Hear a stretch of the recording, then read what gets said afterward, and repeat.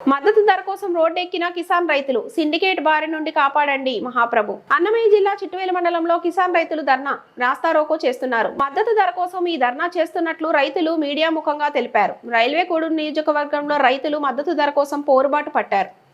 Railway Koduru నియోజకవర్గం పండ్ల తోటలకు ప్రసిద్ధి చెందింది. దీన్ని హార్టికల్స్ హబ్ అని కూడా అంటారు.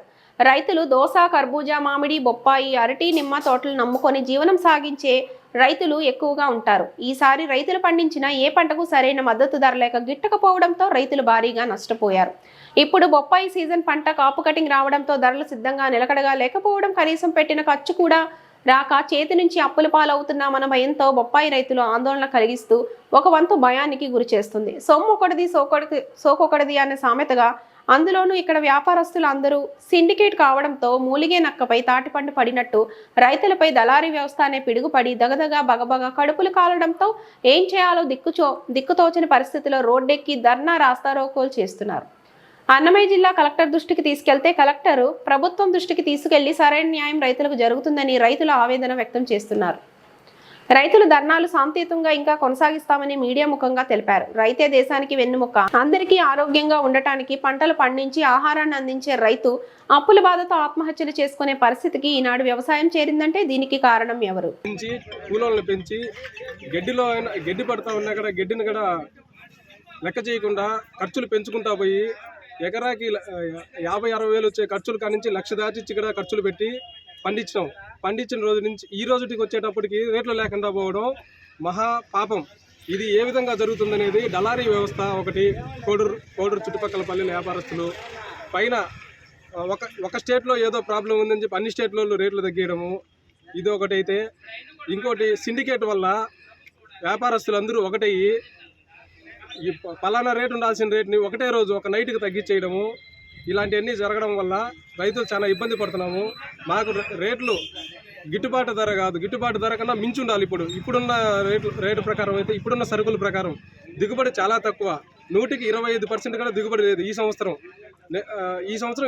125% దిగుబడి లేకపోవడంతో మార్కెట్ 20 రూపాయల పైన నడుస్తుందని అంచనా వేయడం వల్ల అందరూ రైతులు ఆనందంతో ఉన్నారు. ఇన్ని రోజుల వరకు నిన్నటి వరకు కూడా 14-16 రూపాయలు జరుగుతూ ఉన్నింది.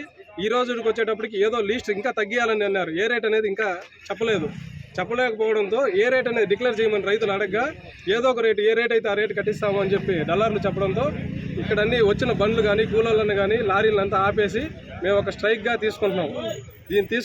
దీన్ని కొంచెం బలం చేసి కలెక్టర్ దృష్టికో లేదా హార్టికల్చర్ ఉద్యానవన శాఖ వాళ్ళ దృష్టికి తీసుకెళ్ళి మా పరిస్థితులు ఏంది.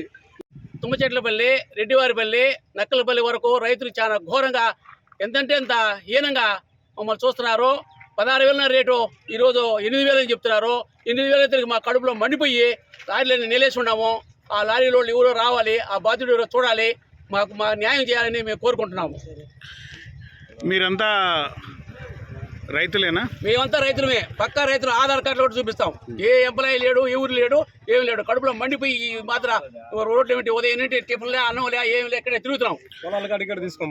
ఇప్పుడు ఫస్ట్ కటింగ్ బొప్పాయికు ఏ రేటుతో కోసారు? ఫస్ట్ కటింగ్ 14,000తో కోసారు సార్. మళ్ళీ 16,000తో కోసారు. రోజు ఒక రేటు. ఈ బుద్ధి ఒక రేటు, రేపు ఒక రేటు, రేపు ఎల్లుండి మళ్ళీ ఒక రేటు.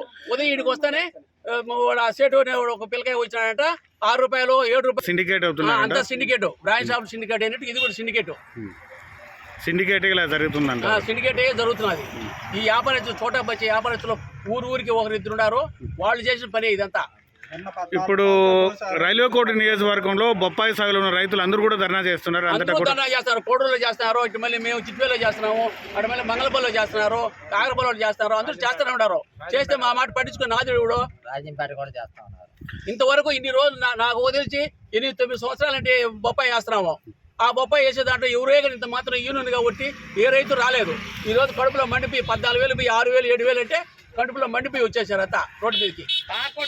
మాకు ఈరోజు ఈ గవర్నమెంట్ అన్న మా పైన సహకరించి న్యాయం చేయాలని కోరుకుంటున్నాము. ఈ బొప్పాయి రేటు అనేది అంతా సిండికేట్ అయ్యి చాలా మమ్మల్ని ఘోరంగా అవమానిస్తున్నారు, అవమాన పాలు చేస్తున్నారు. ఇది మీరు ఏదైనా చర్య తీసుకొని గవర్నమెంట్ చర్య తీసుకోకపోతే మాకు ఆత్మహత్య శరణమని. ఇట్లయితే మామిడికాయలు అట్లే పోయినాయి, దోసకాయలు అట్టే పోయాయి, కరపచ్చకాయలు అట్టే పోయినాయి. ఈ రోజు ఒక రేటు ఉంటుంది, రేపు పొద్దుటికి తెల్లారితే రేటు ఉండదు. 1 एकड़ का 1 लाख रुपए खर्चा आ रहा है।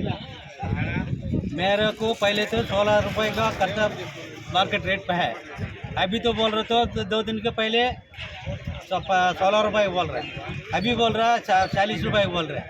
ये राइट का मदद नहीं आ रहा है।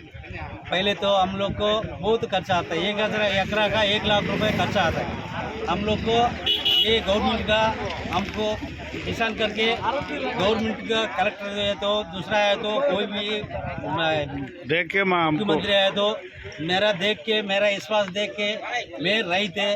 अभी तो रहित को मदद नहीं है तो आत्महत्या है तो मरने वाला बहुत आदमी है।